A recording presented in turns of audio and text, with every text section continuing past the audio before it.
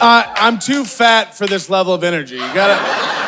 You're like collectively as an audience, your applause has made me out of breath. That's what has happened. I was born with a condition where I'm too short for my weight.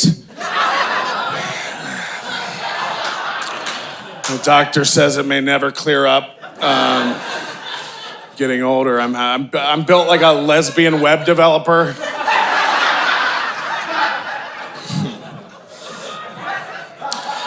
It's hard when you're a fat guy and you're a comedian because it all amounts to travel. You travel a lot when you're a comedian, and I feel like when fat people fly, it's nonstop harassment now.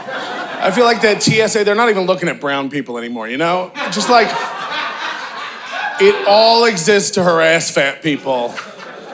From the minute you get to the airport now, they're like, sir, you can't go to your gate without a bottle of water. I'm like, bitch, I can't make it to my mailbox without a bottle of water. They're like, what do we do now? You know, they're like, you take off your belt, your shoes. I'm like, I can't see any of that shit. You know what I mean? I got a flight to catch. I think they should put in an express lane at the airport for fat people only. You know how the first class has like their own special line? You get your own line for fat people only. I think that would be great. Now I see the skinny people out in the room wincing, you know, going, why should they get special treatment? Well, you're not thinking about how much quicker the skinny line's gonna go with all the fat fucks out of the way, you know what I mean? Second of all, like fat people, we shouldn't have to go through the same level of security skinny people, AKA terrorists, have to go through, you know what I mean? Remember 9/11? 19 hijackers, not one chubby individual on that poster. There's no such thing.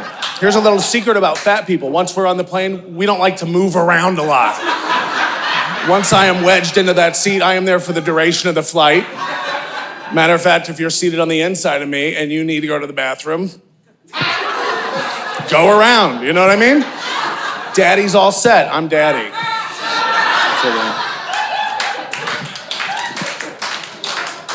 Skinny people do annoying shit on the plane too, you know, like use the armrest.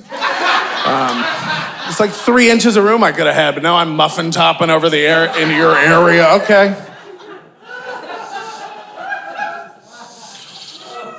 I'm in my 40s now, which is disgusting. It's hard. It's hard being a professional comedian in your 40s because I feel like you get no respect for that. You know what I mean? I feel like sometimes I would get more respect if I'm in my 40s if I told strangers that I worked at McDonald's. Because at least they would believe me, right? You know what I mean? If I'm in my 40s and I tell a stranger I work at McDonald's, they're probably thinking like, oh, wow, he's a loser. But they believe me, you know what I mean? I tell people I'm in my 40s, I tell a stranger I'm a professional comedian, they look at me like I'm a liar and like I work at McDonald's. That's what they...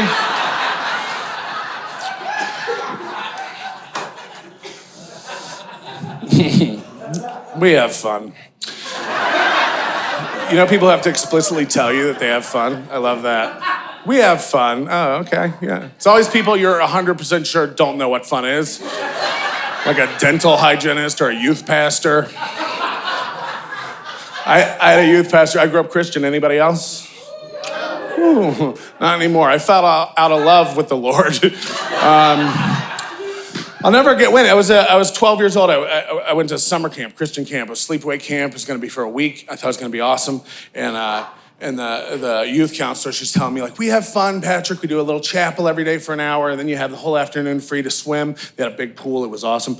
But the first night of Christian camp, this kid, Garrett, fucking idiot, climbed over the fence to the pool, jumped in, hit his head, died. I know, they closed the pool all week. It was ridiculous. It was ridiculous. I guess they didn't want people swimming in the dead kid water.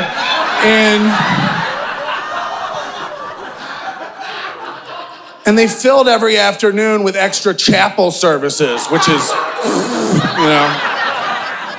And the youth pastor, she heard me complaining about it. And she's like, Patrick, you know, you got to think about Garrett and his family. You know, what would Jesus do? I'm like, well, pretty sure he doesn't like disappointing people and he can walk on water. So he probably opened the pool so we can, you know. have a nice time. We have fun.